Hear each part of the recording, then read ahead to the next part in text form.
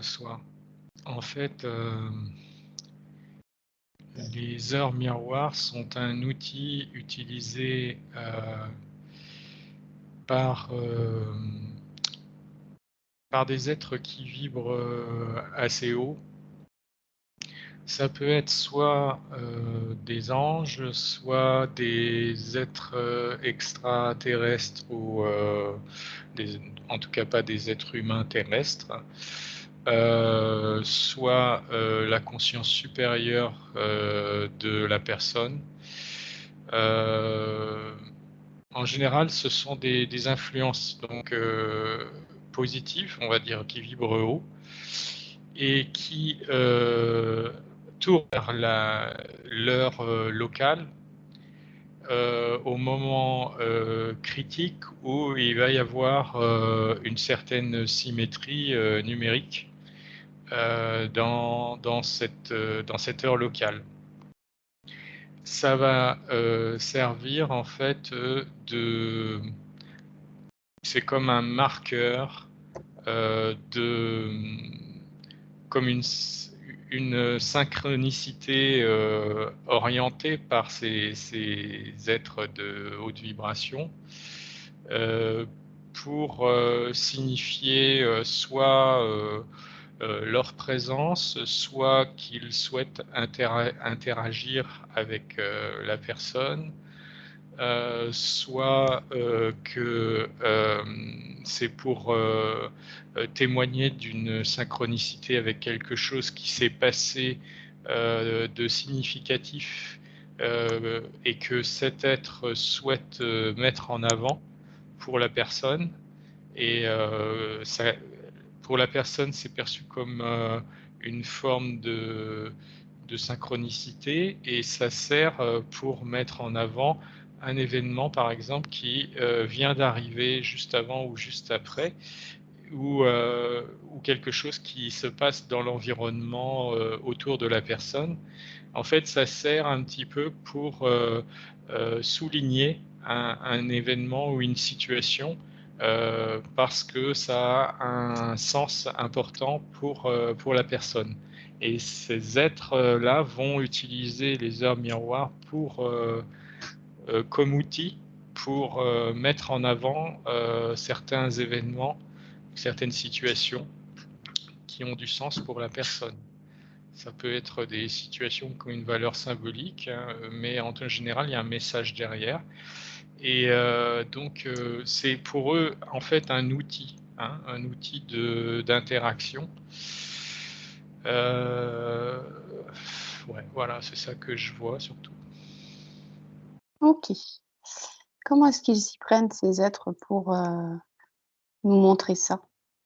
En fait, ils ont la possibilité d'influencer l'attention de la personne pour l'orienter dans une direction précise à un moment précis. Et donc, ils vont pouvoir utiliser cette capacité-là pour orienter la personne vers la lecture de l'heure locale au moment où ça va générer quelque chose de symétrique au niveau numérologique. OK. C'est parce qu'on est connecté avec eux en tout temps? Mmh, Parce que, c'est ça. ouais, notre conscience est reliée et du coup ça nous fait dévier en fait de C'est ça, ouais. En fait, ils vont, c'est pas vraiment une prise de contrôle, hein, mais c'est quand même, une orientation de l'attention, mmh, temporaire. ouais, OK, très bien. Tout à l'heure, tu as dit généralement ce sont des êtres qui vibrent haut. Est-ce qu'il y a d'autres cas? Alors, il y a d'autres cas, oui, mais c'est plus rare et bah, là, c'est plus pour, manipuler, la personne, dans un objectif moins favorable, on va dire, hein. Donc ça peut être des entités attachées, par exemple, qui, vont utiliser ça pour,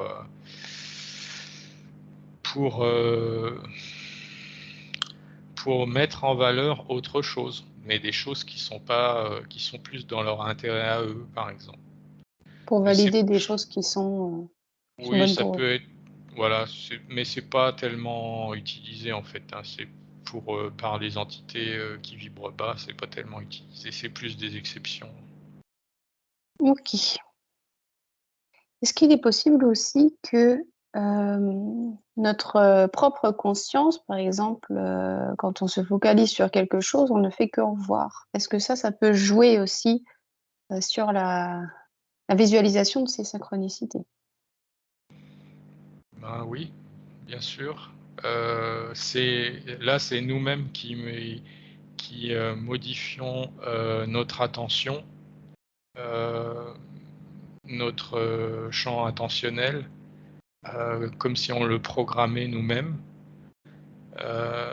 Donc au lieu que ce soit, une, une entité extérieure qui, influence, notre champ attentionnel, c'est nous-mêmes qui nous programmons, ce champ attentionnel pour que on regarde, davantage, ces heures miroirs. Mmh. Donc ça dépend aussi de nos croyances et de là où on place notre conscience. Oui, bien sûr, OK. bien sûr. Mais pour quelqu'un, par exemple, qui ne connaît pas du tout ce principe-là et qui ne fait qu'en voir, là, il faut peut-être voir un signe quand même, particulier. Ben C'est là, vraiment pour, c'est pour l'essentiel, l'explication, c'est que c'est une mmh. intervention comme je l'ai expliqué au début, hein. Ouais, OK. Et est-ce que tu peux demander comment est-ce qu'il faut faire pour comprendre le message? Parce qu'en fait, il y a vraiment une multitude de possibilités.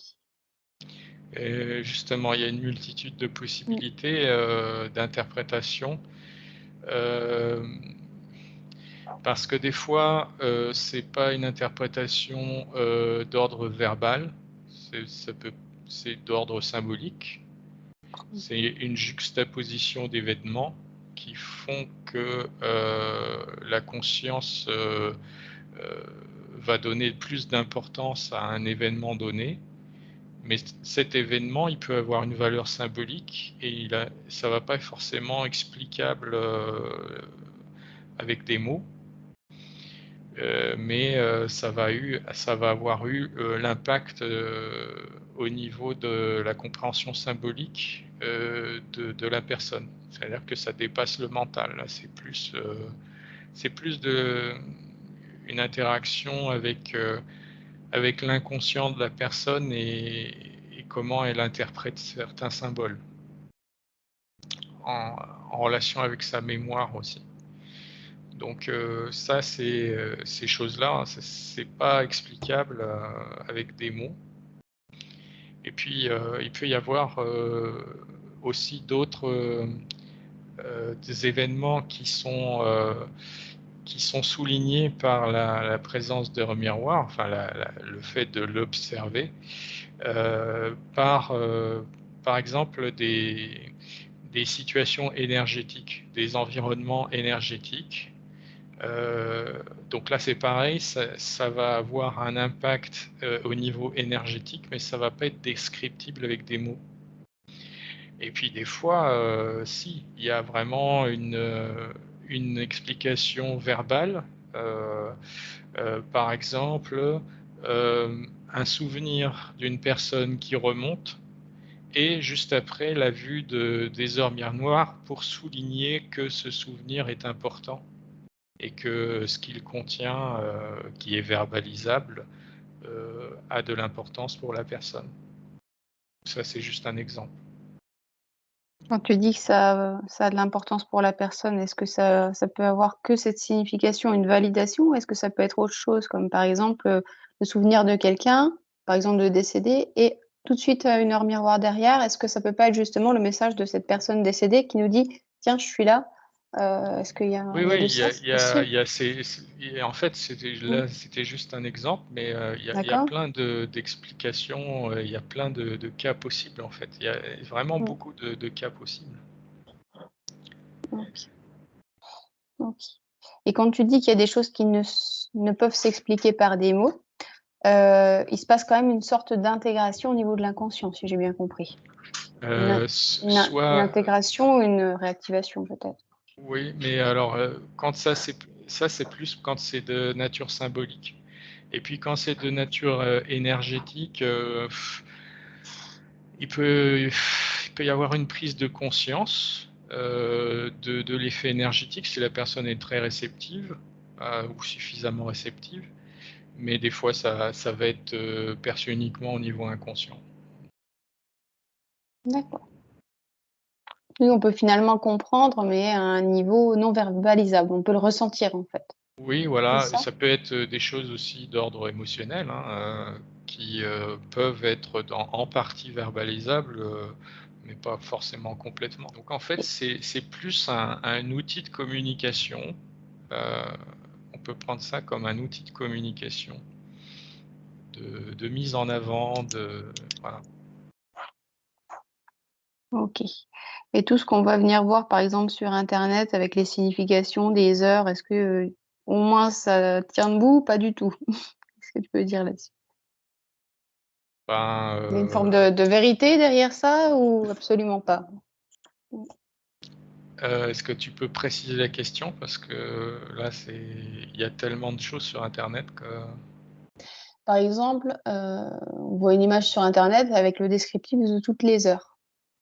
Et dans toutes ces heures, tu as une signification, par exemple 11h11, 2 points, ça signifie ça. 12h12, 2 points, ça signifie ça. Et comme s'il y avait pas d'autres possibilités, en fait. Mais est-ce que dans les phrases qui peuvent être données, est-ce qu'il y a parfois un fond de vérité? Par exemple, on tombe sur cette image, c'est que peut-être, il y a une information derrière à retirer, parce que sinon on tomberait pas dessus. Enfin, je sais pas si tu vois ce que je veux dire, mais Oui, alors, mmh, c'est pas complètement faux, mais c'est plus à, ils disent qu'en fait, ce qui a été établi, les messages qui ont été établis, c'est parce que ça a été perçu comme tel par, une ou plusieurs consciences et que, ça a été pris pour, plus pour une généralité alors que c'est plus, un événement plus, on va dire ponctuel mmh, qui se publie ensuite sur internet.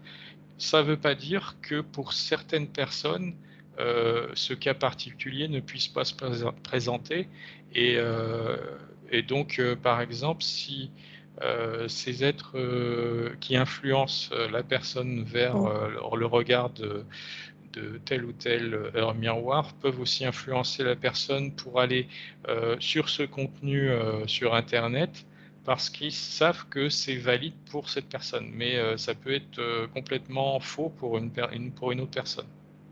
mmh. OK, je comprends. Et donc finalement, les heures miroirs, ça fait partie des synchronicités. Est-ce que ça fonctionne donc de la même manière que toutes les autres synchronicités? Ou bien est-ce que les autres synchronicités fonctionnent de la même manière que les heures miroirs plutôt? C'est pas ce qu'on me dit en fait. C'est pas, ça fonctionne pas vraiment comme. C'est utilisé euh, pour que ça se manifeste comme une synchronicité, mais c'est pas une synchronicité fondamentale. Mmh.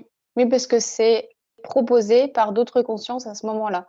C'est Ça se ça, manifeste donc comme ça, c'est c'est pas, comme une ouais. synchronicité artificielle. Mmh. Mmh.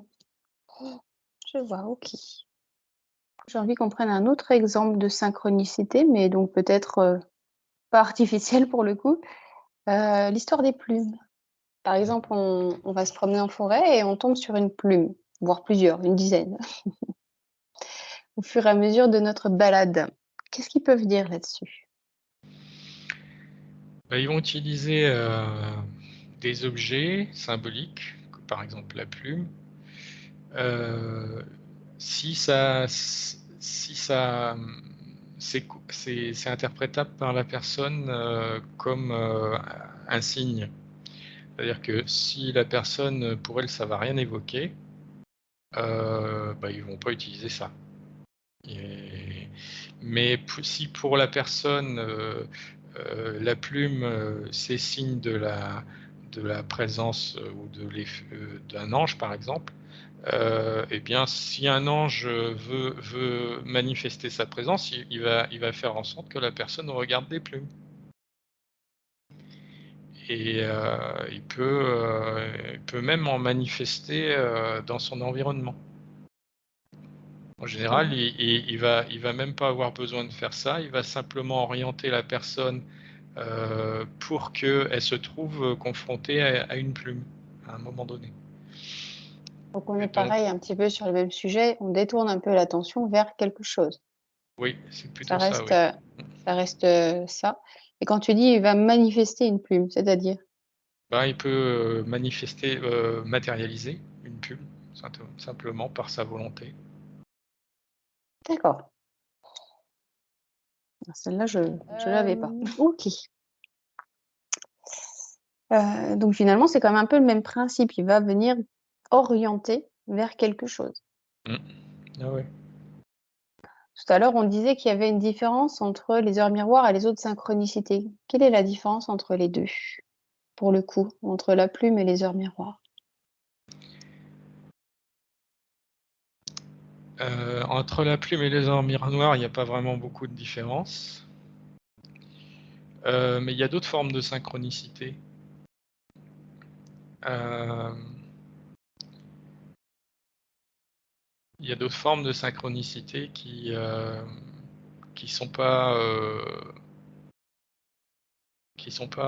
orientées, enfin si elles sont souvent orientées, mais des fois elles le sont pas. Elles sont pas, orientées par des extérieurement, par des entités extérieures. Ça arrive. Est-ce que tu peux demander un exemple d'un Ouais, qui n'est je vais pas te orienté? demander Ouais, un exemple. on te montre une scène.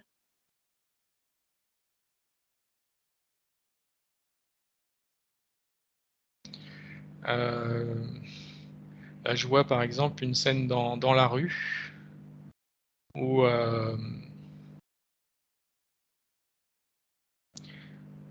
par exemple, il y a une publicité, au bord de la route. Hem Et en fait, ça va montrer par exemple, heu, une personne qui est malade et p et puis en fait pour, la personne qui va la regarder, ça va lui faire penser à quelqu'un de sa famille et puis elle va apprendre, 1 heure après que cette personne-là est tombée malade. Hem, ça peut être une, synchronicité qui n'est pas orientée. OK. C'est-à-dire que ça ouvre sa conscience sur une information qu'il avait pas à la base, en Oui, fait? parce qu'en fait, en fait, ça utilise, sa conscience supérieure, heu, qui sait l'information que la personne de sa famille est malade et Mmh. pour que ça vienne à sa conscience, c'est le fait de voir cette publicité, ça va déclencher, une prise de conscience de ce que la conscience supérieure savait déjà. C'est comme une activation, en fait. Ouais, donc c'est et une toute autre forme, de et synchronicité. donc voilà, c'est une autre forme de Mmh. synchronicité, mais qui correspond à une forme d'activation. OK. Tu allais dire autre chose tout à l'heure, non? Non. Sans que je t'ai coupé? Non? OK, super. C'est super intéressant les exemples comme ça. Est-ce qu'ils peuvent te donner un deuxième exemple?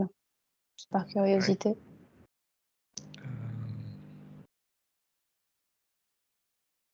J'ai du mal à le voir, hein, mais je suis en train de voir quelque chose, mais je vois pas encore la synchronicité complète.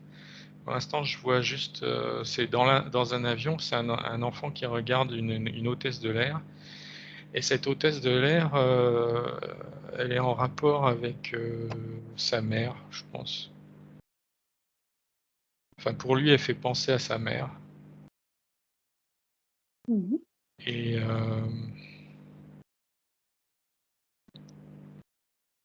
ouais, c'est un peu le même genre d'exemple que ce que je viens de dire parce qu'en fait, elle, l'enfant, il regarde l'hôtesse de l'air, puis il ressent une tristesse en elle, et, et ça lui, c'est associé en fait à la tristesse de sa maman qui l'a laissé à l'aéroport prendre l'avion tout seul. Ça génère, c'est plus émotionnel là, c'est une synchronicité émotionnelle. Il y a comme une résonance entre l'émotion de sa maman et puis l'émotion de l'hôtesse de l'air qui est perçue par l'enfant. OK. Bon, ça change un petit peu parce que oui, il y a une émotion en plus quand même. Oui, c'est ça, c'est comme une Mmh. résonance émotionnelle en fait. Mmh. Et quand, par exemple, on va venir croiser, peut-être une plaque d'immatriculation avec un numéro particulier, c'est un peu le même principe que les heures miroirs ou pas? Ouais, c'est un peu le même principe, ouais. Mmh. Là aussi, c'est de l'orientation. Plus, ouais. Mmh mh. OK. Et moi, je me posais cette question aussi, c'est que nous, quand on va, par exemple, se diriger pour aller, juste devant cette plaque d'immatriculation, donc notre conscience, va venir nous orienter, mais je me demandais si de l'autre côté, il y a pas aussi une orientation de l'autre conscience pour être là à ce moment-là aussi? Parce que ça se joue à 2 quand même, c'est pas est-ce que l'autre, sa conscience, il est au courant de ce qu'il fait et son interaction avec l'autre ou pas du tout? À un niveau, Alors, subtil? je je sais pas enfin, quand tu parles de l'autre, de quoi tu parles? Tu parles Par de exemple, la l'en personne qui est dans la voiture non, non, rien à voir. La personne qui est dans la voiture avec cette plaque d'immatriculation et qu'est-ce ouais. qui fait qu'il se trouve là, à ce moment-là, en fait? Est-ce que lui, sa conscience à un niveau subtil, il sait qu'il va, proposer ça à une autre personne sans en avoir conscience ou pas du tout? En fait, c'est, l'entité qui va influencer le fait de regarder la plaque d'immatriculation avec la personne qui se trouve dans la voiture, elle va choisir cette situation-là, de la même façon D'accord, qu'elle aurait choisi un moment précis, où, les heures, ont une, certaine symétrie au niveau numérologique.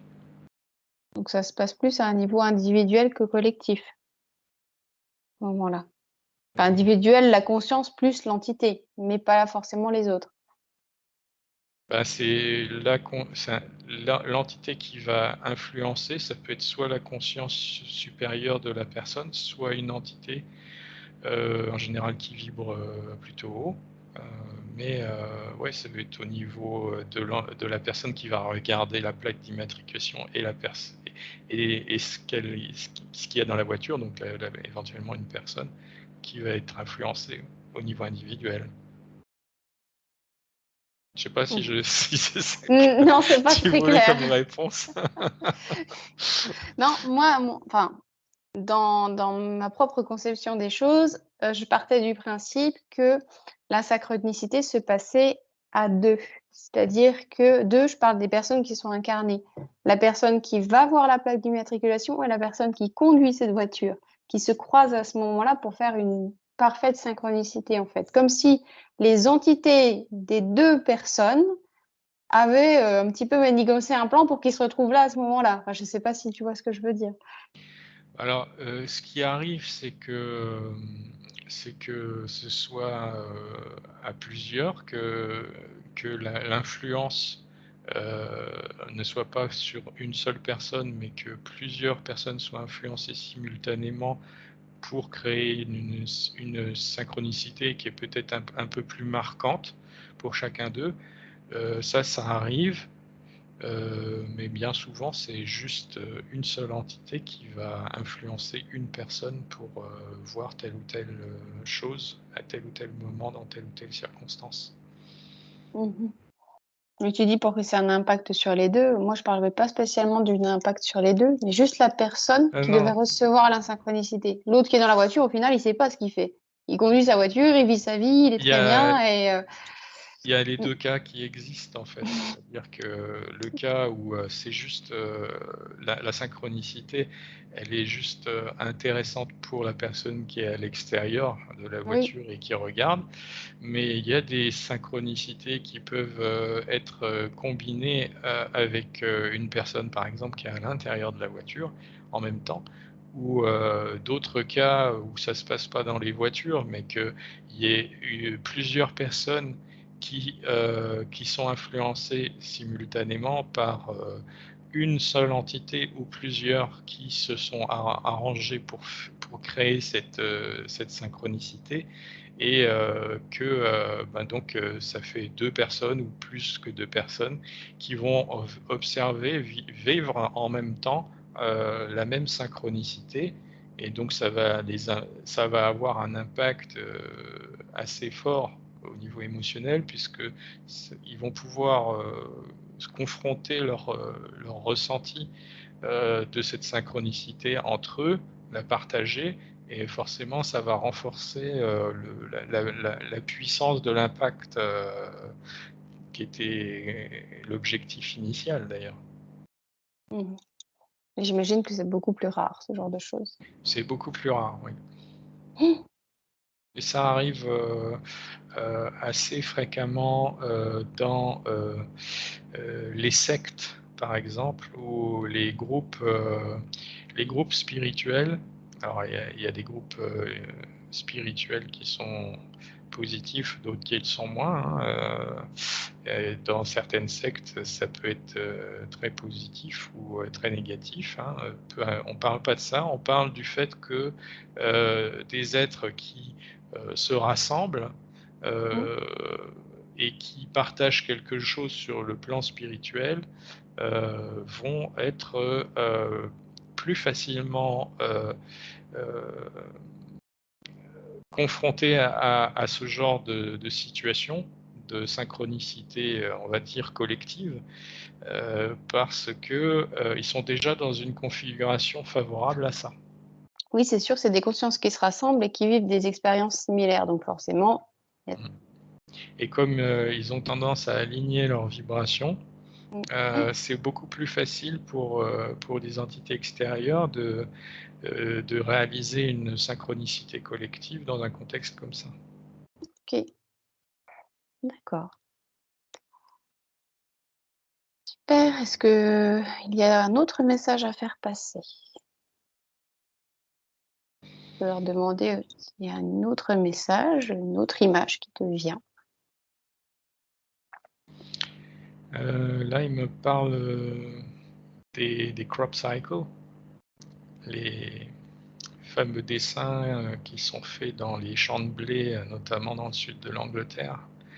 Pour certains qui sont réellement faits par des extraterrestres et pour d'autres qui sont faits de façon artificielle par l'être humain. Heu, ces crop cycles,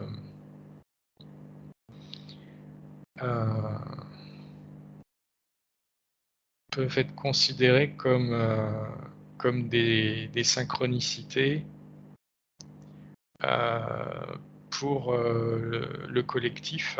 C'est-à-dire que toutes les personnes qui vont regarder une image du crop cycle, soit par internet, soit directement, la plupart c'est par internet, ils vont regarder le crop cycle, à un moment donné de leur vie et ils vont se servir de ça, parce que ces crop cycles sont bourrés d'informations symboliques pour faire passer des choses symboliques, pour les personnes, qui vont regarder, ces images-là et qui vont être orientées vers ces images-là à un moment donné, exprès parce que ça va coller avec la symbolique qu'ils veulent, utiliser. Donc les crop cycles sont très utilisés par ces êtres, ces entités, souvent positives, comme moyen de générer des synchronicités, symboliques. Mmh. Et ça fait le même travail, entre guillemets, que les autres synchronicités. Ça vient réactiver, donner des informations au niveau de l'inconscient. Oui, essentiellement, oui. Et il arrive chez des personnes que ça réactive des choses un peu plus conscientes. Ça arrive, mais c'est assez rare. C'est souvent, chez des personnes qui ont beaucoup travaillé sur elles-mêmes et qui ont déjà une bonne, connexion avec leur conscience supérieure. À ce moment-là, il peut y avoir des choses qui émergent au niveau de la conscience. Comme finalement décrypter les messages qui sont transmis par ces crop circles. Par exemple, Mmh, par exemple. OK. Très bien, je pense que ça fera l'objet d'une deuxième enquête et pour le moment, je pense qu'on a eu toutes les informations qui nous sont utiles pour aujourd'hui, donc tu vas